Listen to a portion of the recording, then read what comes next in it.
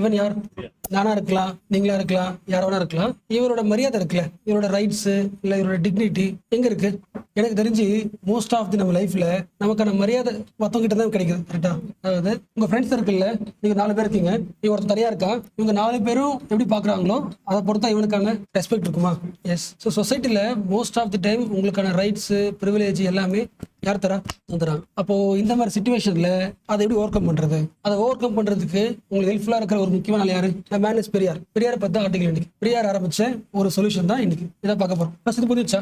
அவர் என்ன சொல்றாருன்னா, நீங்க எங்க போனாலுமே உங்களுக்கான மரியாதை உங்களுக்கு தர மாட்டாங்க. நீங்க என்னவா இருக்கலாம், கேர்ளா இருந்தா அதுக்கேற்ற மரியாதை தான், நீங்க வேற கேஸ்டா இருந்தா அதுக்கேற்ற மரியாதை தான். இந்த மாதிரி சிச்சுவேஷன்ல உங்களோட மரியாதை நீங்க வாங்கிக்கிறதுக்கு முதல்ல என்ன தேவை? ஒண்ணு மோஸ்ட் இம்பார்ட்டன்ட். ஃபர்ஸ்ட் என்ன பண்ணணும்னா, யார் சொல்றாரு? Periyar solution for individual rights என்னன்னா, ஃபர்ஸ்ட் உன்னோட வருத்தம் நீ தெரிஞ்சுக்கும்.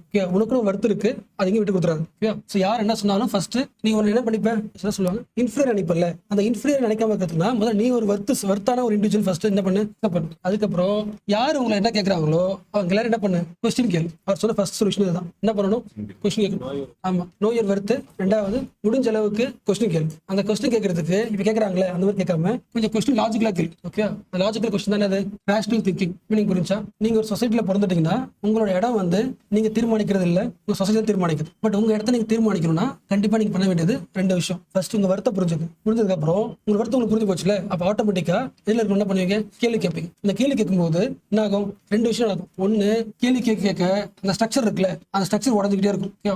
உடைய ஆட்டோமேட்டிக்கா உங்களுக்கு என்ன வந்துடும்? உங்க ரைட்ஸ் வந்துடும். அப்போ இந்த ப்ராசஸ் இருக்குல்ல, இந்த ப்ராசஸ் எங்க இருந்து ஆரம்பிக்கிறது? ஏன் வந்து கொஸ்டின் கேட்கணும்னா, உங்களுக்கு ஒரு செல்ஃப் ரெஸ்பெக்ட் இருக்கு. நீங்க என்ன வேணாலும் கேள்வி பண்ணுங்க, ஆனா நீங்க பண்றது வழியாக என்னோட ரெஸ்பெக்ட் இருக்குல்ல, அது என்ன பண்றீங்க? எடுக்கிறீங்க அப்படின்னு கொஸ்டின் கேளுங்க. இப்போ எந்த ஆக்ட்ரஸ், எந்த இண்டிவிஜுவல் யார் எடுத்தாலுமே என்ன சொல்லுவாங்க? ஒரு ரிலேஷன்ஷிப்ல எது மோஸ்ட் இம்பார்ட்டன்ட் நினைப்பாங்க? செல்ஃப் ரெஸ்பெக்ட் தான் முக்கியம் சொல்லுவாங்கல்ல. அந்த செல்ஃப் ரெஸ்பெக்ட் ஐடியா முதல்ல யாரும் கொண்டு வந்துட்டா? பெரியார் வந்து 1920 தான். அந்த மூவ்மெண்ட் தான் நமக்கு என்ன ஆயிடுச்சு? இண்டிவிஜுவல் சைக்கிள் ஆயிடுச்சு. ஸோ பெரியார் கொண்டு வந்த அந்த செல்ஃப் ரெஸ்பெக்ட் மூவ்மெண்ட் ஸ்டார்ட் பண்ணி 100 இயர்ஸ் ஆயிடுச்சு. அந்த 100 இயர்ஸ்ல என்னெல்லாம் லேர்ன் பண்ணிக்கணும், என்னெல்லாம் மாத்திக்கணும்ன்ற கொஸ்டின் மெயின்ஸ்ல கேட்கலாம். நம்ம எஸ்ஏல கோட் பண்ணிக்கலாம், யூபிஎஸ்சில. மெயின்ஸ்ல எந்த மெயின்ஸ்ல? டிஎன்பிஎஸ்சி கோட் மெயின்ஸ்ல 1925ல பெரியார் பேர் என்ன? ஈவி ராமசாமி என்ன பண்றாரு? செல்ஃப் ரெஸ்பெக்ட் மூவ்மெண்ட் ஆரம்பிக்கிறாரு. அந்த மூவ்மெண்டோட கோல் என்ன? ஃபர்ஸ்ட் உன்னை நீ எம்பவர் பண்ணிக்கோ, உன்னோட செல்ஃப் வர்த்தை புரிஞ்சுக்கும். First point, every individual must claim their worthness. Meaning புரிஞ்சா? உங்களுக்கு எதிராக வந்து ரிலிஜியன், காஸ்ட், ஜெண்டர் அப்படின்னு பெரிய பெரிய சோஷியல் ஸ்ட்ரக்சர்லாம் இருக்கும், ரிஜிடா இருக்கும். எவ்வளவு ரிஜிடா இருந்தாலும் அது உங்களுக்கு ரெஸ்பெக்ட் பண்ணலன்னா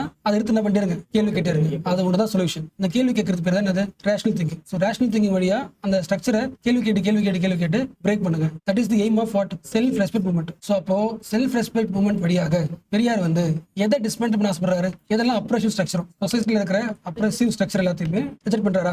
ஸோ அப்போ தமிழ்நாடோட பொலிட்டிக்கல் லேண்ட்ஸ்கேப்ல முக்கியமான ஒரு மாடல்ல இது வந்துடும் எலிமெண்ட் செல்ஃப் ரெஸ்பெக்ட் மூவ்மெண்ட். இந்த விஷயத்தை ஏன் பாக்குறோம்னா, எல்லா வருஷமும் செப்டம்பர் மாசம் திராவிடியன் மந்த் செலிப்ரேட் பண்ணும். இந்த மந்த் திராவிடியன் மந்த். அது என்ன சொல்லுது? அது திராவிடன் மந்த் அப்போ இந்த பிலாசபிக்கு யாரெல்லாம் வந்து ஒர்க் பண்ணாங்களோ அந்த திங்கர்ஸை செலிப்ரேட் பண்ணும். அது 2 பேர். ஒருத்தவங்க யாரு? ஒன்னு பெரியார் ஈவே ராமசாமி, இன்னொன்று வந்து அண்ணா. 2 பேர் ஐடியாஸ் என்ன பண்ணும்? செலிப்ரேட் பண்ற மந்த் வந்து September. So what is the main role of Periyar கேட்டா, சோஷியல் ஸ்ட்ரக்சரை ரீஃபங்க்ஷன் பண்றதுக்கு முன் பண்ணாரு. அப்ப அவர் யாரு? ஒரு சோஷியல் ஆர்கிடெக்ட். அண்ணா என்ன பண்ணாரு? Political architect. பொலிட்டிக்கல் லேண்ட்ஸ்கேப்பை மாத்தினாரு. மீனிங் புரிஞ்சா?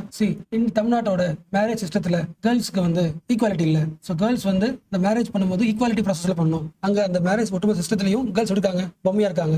இதை மாத்தணும்னு சொல்லி யார் சொல்றா? பெரியார் சொல்றாரு. அது சோஷியல் ரிஃபார்ம் ஸ்ட்ரக்சர். அந்த ரிஃபார்மை லாவா மாத்தி இம்ப்ளிமெண்ட் பண்றது யாரு? அண்ணாதுரை. பொலிட்டிக்கல் லேண்ட்ஸ்கேப் உருவாக்குறாங்க. சோஷியல் லேண்ட்ஸ்கேப்பை ரிஃபார்ம் பண்ணி பொலிட்டிக்கல் லேண்ட்ஸ்கேப்பை ஆர்கிடெக்ட் பண்ணது யாரு? அண்ணாதுரை. சோ அதனால 2 பேர் முக்கியம். 1925 நம்ம லாஸ்ட் இயர் பார்த்தோம்ல, 1968 பார்த்தோமா, நேத்து பார்த்தோமா? அது மாதிரி 1925 வந்து தமிழ்நாடு மோஸ்ட் இம்பார்ட்டன்ட். 2 விஷயம் இம்பார்ட்டன்ட். ஒன்னு என்னது?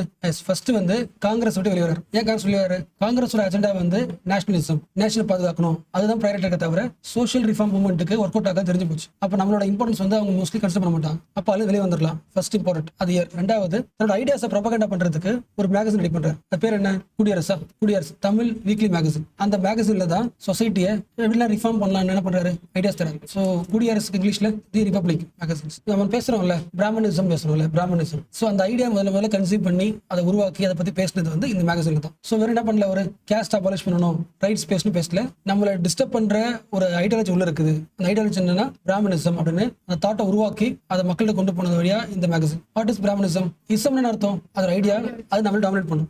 பிராமணிசம்ன்றது ஒரு சர்டன் பீப்பிள் எல்லா ஸ்பியர்ஸ்லயும், social spheres, political sphere, administration எல்லா ஸ்பியர்ஸ்லயுமே டாமினேட் இருக்காங்க. அந்த டாமினேஷன் மாதிரி தெரிஞ்சுக்கு. ஸோ பிராமணிசம்ன்றது ஐடியாலஜிக்கலா இங்க ஸ்ட்ராங்கா இருக்கு, அதை டிகோட் பண்ணணும்னு என்ன பண்றாரு எழுதுறாரு. ஸோ எப்பொழுது முழு சுதந்திரம் கிடைக்கும்? when one individual attains a true freedom அப்படின்னா பிரிட்டிஷ் வெளியே போனா ஒர்க் அவுட் ஆகாது. முதல்ல என்ன சொல்றாரு, இவங்க யாரு, ஒரு கேர்ள். ஓகேவா, இவங்க பார்க்க வந்து ஃப்ரீயா இருக்க மாதிரி தெரியுது, பட் என்ன பண்றாங்க, இவங்க ஒரு ஜெயிலுக்குள்ள இருக்காங்க. அந்த ஜெயில் தான் என்னது, சோஷியல் ஸ்ட்ரக்சர். அந்த சோஷியல் ஸ்ட்ரக்சரை எப்போ அதுல வெளியே வராங்களோ அப்பதான் ட்ரூ ஃப்ரீடம் கிடைக்கும். அந்த சோஷியல் ஸ்ட்ரக்சர் எல்லாத்தோட ஹெட் எதுன்னா பிராமணிசம். ஸோ பிராமணிசத்தை நீங்க வந்து கிரிட்டிக்கல் திங்கிங் வழியா, லாஜிக்கல் திங்கிங் வழியா இதை கொஸ்டின் கேட்டீங்கன்னா, பிராமணிசம் உருவாக்குற எல்லா ஸ்ட்ரக்சர் இருக்குல்ல, இது பேட்ரியார்கி, கேஸ்ட் சிஸ்டம், இது எல்லாம் வீக்காடு. ஸோ இது எல்லாத்தோட ரூட் காசுமே இந்த ஐடியாலஜி. இந்த ஐடியாலஜில இருந்து வெளியே வருதுதான் ட்ரூ ஃப்ரீடம் யார் சொல்றாங்க. இந்த கான்செப்டுக்குள்ளே இன்னொன்று இருக்கு. இப்போ அவரோட மெயின் டார்கெட் என்னன்னா, சில குரூப் அவங்க ஐடியாவை ஒரு இடத்துல என்ன பண்றாங்க, ஃபிக்ஸ் பண்ணிட்டாங்களா, அப்போ ஒரு குரூப் வந்து சொல்றது எல்லாருக்கும் ஃபாலோ பண்றாங்க. அதுக்கு பேர் என்ன, அதுக்கு பேர் என்ன, மெஜாரிட்டேரியனிசம் வச்சுக்கலாம். அதே ஐடியாவை இப்படி கொண்டு வராரு பொலிட்டிக்கலா. ஸோ கல்ச்சரலா பார்க்கும் பிராமணிசம்,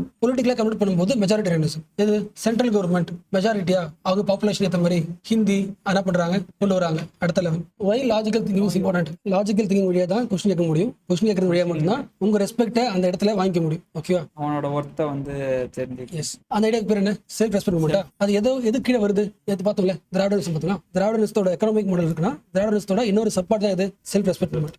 அதனால நீ வச்சுங்க, Periyar's influence not just shaped the self respect movement but also the broader Dravidian movement. அதாவது அவர் ஸ்டார்ட் பண்ணது வந்து இண்டிவிஜுவலா, ஒவ்வொரு இண்டிவிஜுவலுக்குமே தனி மனுஷனுக்கு செல்ஃப் ரெஸ்பெக்ட் பண்ண ஆரம்பிக்கிறார். அது ஆரம்பிச்சு பேசி அது ஒரு திராவிடன் மூமெண்டா உருவாகுது. அதாவது ஒரு சர்டன் பீப்புளுக்கான ஒரு மூமெண்டா மாறுது. அதுல இதெல்லாம் வந்துருது, கேஸ்ட் அபாலிஷன், உமன்ஸ் ரைட்ஸ், அப்புறம் வந்து சென்டர் எதிர்த்து ஸ்டேட் ரைட்ஸ், இதெல்லாம் உள்ளடங்கன்னு சொல்றாங்க. சொல்ல முடியாதுங்க. செல்ஃப் ரெஸ்பெக்ட் மூமெண்ட் ஒரு ஹெட்டிங் போட்டா அந்த மூமெண்ட்டுக்குள்ளேயே என்னென்ன விஷயத்தை பத்தி எல்லாம் பேச ஆரம்பிச்சாங்க. Caste oppression, women's right, encourage rationalism, promoted social justice. So self respect பத்தி யாரை கேட்கறாங்கன்னா, அது அல்டிமேட் எண்ட் என்ன, சோஷியல் ஜஸ்டிஸ். மீனிங் புரிஞ்சுதான் உங்களுக்கு? ஒரு இண்டிவிஜுவலோட செல்ஃப் ரைட்ஸ் முக்கியம் நினைக்கிறாரு. அப்ப அந்த செல்ஃப் ரைட்ஸ் யாருக்கா இல்லைன்னு பார்க்கும்போது கேஸ்ட் பேஸ்ட் ரைட்ஸ் குறையுது, உமன் பேஸ்ட் ரைட்ஸும் குறையுது. அது ரெண்டு என்ன பண்றாங்க, ரெண்டுத்தையும் அபாலிஷ், ரெண்டு பேருக்குமே செல்ஃப் ரைட்ஸ் வாங்குறது ட்ரை பண்றாங்க. அப்ப அவங்க ரெண்டு பேருக்குமே போராடுறது வழியாக எதை அச்சீவ் பண்ண முடியுது, சோஷியல் ஜஸ்டிஸ் அச்சீவ் பண்ண முடியும். ஆர்டிகல் கொடுத்த பாயிண்ட்ஸ் அவ்வளவுதான். ஓகேவா, இன்னும் ரெண்டு பாயிண்ட் ஆட் பண்ணிக்கணும்னா, இந்த உமன்ஸ் ரைட் பத்தி பேசுறாங்கல்ல, அதுக்கு ஒரு ப்ரூஃப் தரணும். நம்ம ஜஸ்டிஸ் பார்ட்டி முக்கியமான achievement, they nominated the Muthulakshmi ரெட்டியா as the first woman legislative council member. ரெண்டாவது முக்கியமானது எல்லாம் தெரிஞ்சதுதான், கம்யூனல் கவர்மெண்ட் ஆர்டர், அதாவது advocating for reservation in employment. So government எம்ப்ளாய்மெண்ட்ல என்ன உண்டு, ரிசர்வேஷன் உண்டு. அதாவது செல்ஃப் ரெஸ்பெக்ட் இன்ஸ்பிரேஷன் தான் ஜஸ்டிஸ் பார்ட்டி. ஜஸ்டிஸ் பார்ட்டியோட ரெண்டு முக்கியமான கான்ட்ரிபியூஷன் தான். ஃபர்ஸ்ட் ரெண்டு பார்த்தோம்ல, உமன்ஸ் ரைட்டுக்கு ஒரு எக்ஸாம்பிள் வந்து முத்துலட்சுமி ரெட்டி. அவங்க என்ன பண்றாங்க, first woman legislative council member. ரெண்டாவது ஒரு ஜியோ போடுறாங்க, கவர்மெண்ட் ஆர்டர். என்னது, communal representation in government employment, reservation in government employment. இது ஒரு சைடு பொலிட்டிகல் நடக்குது. In parallelly Periyar is focusing on social reform. 1929ல ஒரு மீட்டிங் போடுறாரு, February 17, 1929. முதல் முறையாக ஃபர்ஸ்ட் செல்ஃப் ரெஸ்பெக்ட் மூவ்மெண்ட் ஒரு மீட்டிங் ஆர்கனைஸ் பண்றாங்க. எந்த ஊர்ல, Chengalpattu, Tamil Nadu. So first time ஒரு ரெவல்யூஷனரியான ஒரு மீட்டிங் வந்து தமிழ்நாடு நடக்குது. என்ன ரீசன், அந்த மீட்டிங்ல வச்ச டிமாண்ட்லாம் பயங்கரமான டிமாண்ட். ஓகேவா, equal property rights for women, abolition of caste names, education opportunity for women, government employment opportunity for women, marital equality. இந்த எல்லா விஷயங்களும் ஒரே கான்ஃபரன்ஸ்ல பேசி முடிச்சாச்சு. சோ ஒரு போட்டோ ஸ்கெட்ச் யாருக்கு, இம்ப்ரூவ்மெண்ட் ஆஃப் உமன். ஃபர்ஸ்ட் என்னது, equal property rights equality, education, employment, எஜுகேஷன்ல ஈக்குவல் ஆப்பர்ச்சுனிட்டி, மேரேஜ்ல ஈக்குவாலிட்டி, பிளஸ் கேஸ்ட் நேம் தூக்கிடும். இது எல்லாமே ஒரே கான்ஃபரன்ஸ்ல. இந்த மீட்டிங்க்கு சீஃப் மினிஸ்டர் வராங்க, அவ்வளவு பெரிய மீட்டிங். ஓகேவா, அந்த பண்ணி எழுதிட்டீங்களா, அந்த ஈக்குவாலிட்டி இன் மேரேஜ் தான் என்ன மாறுது, தட் லீட்ஸ் டு அந்த மேரேஜ் பேர் என்ன, சுயமரியாதை திருமணமா, அது எதிர்க்கு. That was made law by அண்ணாதுரையா. என்னல, செல்ஃப் ரெஸ்பெக்ட் மேரேஜ். அதாவது ஒரு கேர்ளுக்கு வந்து மேரேஜ் பண்ணும்போது ரெண்டு விஷயத்தை பாக்குறாங்க. என்ன பாக்குறாங்க, ஆமா நீ இந்த கேஸ்ட்ல மேரேஜ் பண்ணிக்கோ, ஃபர்ஸ்ட் பாயிண்ட். சோ அது ஒண்ணு, டவுரி அது ஒண்ணு. ரெண்டாவது வந்து அந்த கேஸ்ட் சிஸ்டம் வந்து உன்னை வச்சுதான் உனக்கு என்னென்ன சடங்கு பண்றாங்களோ அதை வச்சுதான் பிராமின்ஸ் இம்ப்ரூவ் ஆகுறாங்க. அப்போ உனக்கு ஈக்குவாலிட்டி வந்துருச்சுனாலே ஆட்டோமேட்டிக்கா ப்ரீஸ்ட்லி கிளாஸ் எழுதுவாங்க, பலஷிடுவாங்க. So marriage should be an equal partnership. ஒரு கேர்ள் வந்து ஒரு மேரேஜ் பண்ணிக்கணும்னா ரெண்டு விஷயம் முக்கியம். எந்த மேரேஜ்ல அட்டானமி இருக்கும், அட்டானமி அண்ட் டிக்னிட்டி, ரெண்டு உங்களுக்கு இருந்துச்சுன்னா அந்த மேரேஜ்ல அதை கண்டினியூ பண்ணுங்க. ஆட்டோனமியும் இல்லை, டிக்னிட்டியும் இல்லைன்னா we have to break that tradition. So இப்பயும் நாங்கள்ல சொசைட்டி சேஞ்ச் ஆயிடுச்சா கேட்டா சேஞ்ச் ஆகல.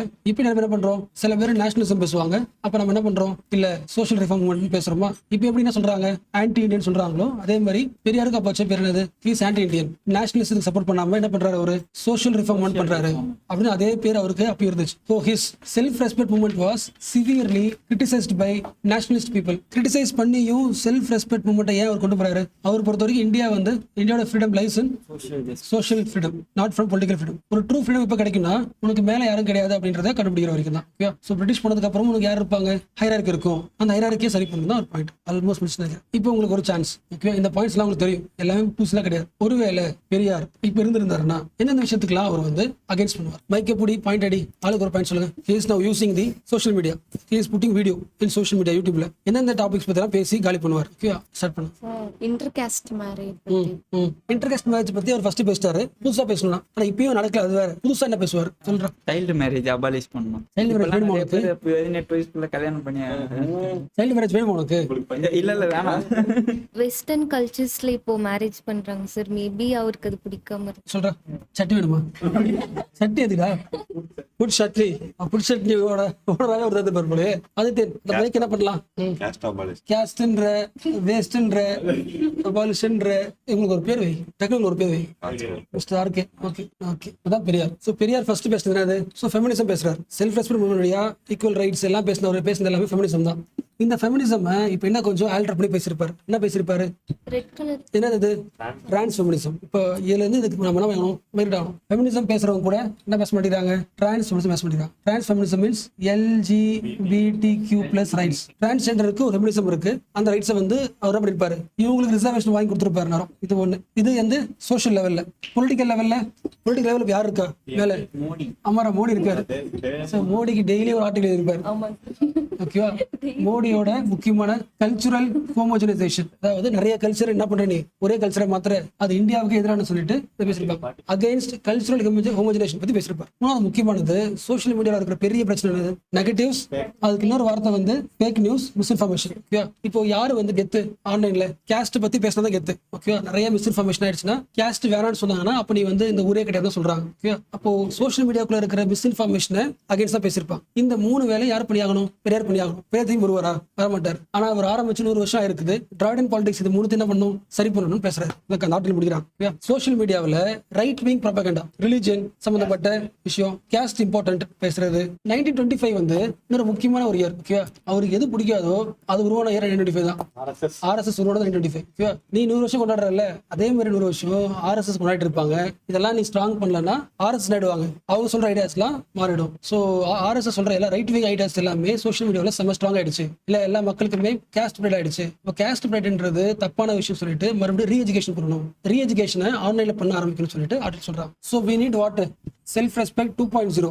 யாரோட செல்ஃப் ரெஸ்பெக்ட்லாம், டிரான்ஸ்ஜெண்டர் ரைட்ஸ். ரெண்டாவது கல்ச்சரல் ஹோமோஜனைசேஷன், அதனால நம்ம கல்ச்சரை நாங்க டிஸ்டர்ப் ஆகுது. மூணாவது வந்து ரைட் விங் பாலிடிக்ஸ்.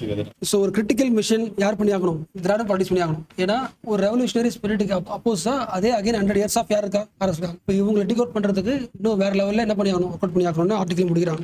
சொல்லிட்டாங்க. கல்ச்சுரல் ஹோமோஜனைசேஷன் அர்த்தம் எல்லா கல்ச்சரும் ஒரே கல்ச்சர். இது அப்படி கிடையாது. ஒரு கல்ச்சர் எல்லாரும் ஃபாலோ பண்ற மாதிரி. ஒரு கல்ச்சர்னா ஒரு லாங்குவேஜ், ஒரு ஃபுட், ஒரு ரிலிஜன். அப்ப நம்ம என்ன பண்ணியாகணும், அவங்க ஒரு ரிலிஜன் பேசுறாங்கன்னா நம்ம இன்னும் ரிலிஜன் பேசணுமா, செகுலரிசம் பேசணுமா? நீ ஒரு கடவுள் சொல்றல, நான் அதுக்கு ஆப்போசிட் என்ன பண்றேன், நான் முருகனை கும்பிடுறேன் அப்படின்னு போறது கரெக்டா, செகுலரிசம் பேச கரெக்டா?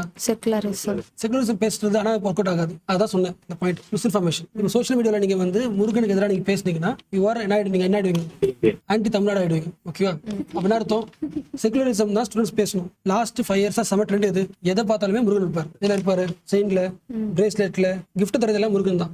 ஓகே, ஸோ முருகனை யூஸ் பண்ணி கவுண்டர் ரெவல்யூஷன் பண்றதுன்றது ஒரு வகையான பாலிடிக்ஸ் தான், கல்ச்சுரல் கவுண்டர் தான் அது. பட் இருந்தாலும் பசங்களுக்கு அதை விட இது முக்கியம், செகுலரிசம் விட முக்கியம். அது யார் கொண்டு வர முடியும், திராவிடம் தான் கொண்டு வர முடியும். But Dravida movement last week என்ன பண்ணாங்க, அவங்க தான் வந்து முருகன் விழா கொண்டாட ஆரம்பிச்சாங்க. அதான் ஆர்டிகல் முக்கியம். ஓகே, அதோட ஸ்டார்ட் பண்ணுறோம். ஸோ லாஸ்டா இருந்த ஒரே ஒரு ஹோப்பும் முருகன் விழாவோட முடிஞ்சது. ஏன்டா முருகனை கும்பிடுறேன் கேட்டா நம்ம ஆதி பெருமை சொல்லி ஸ்டாப். அடுத்த போலாம்.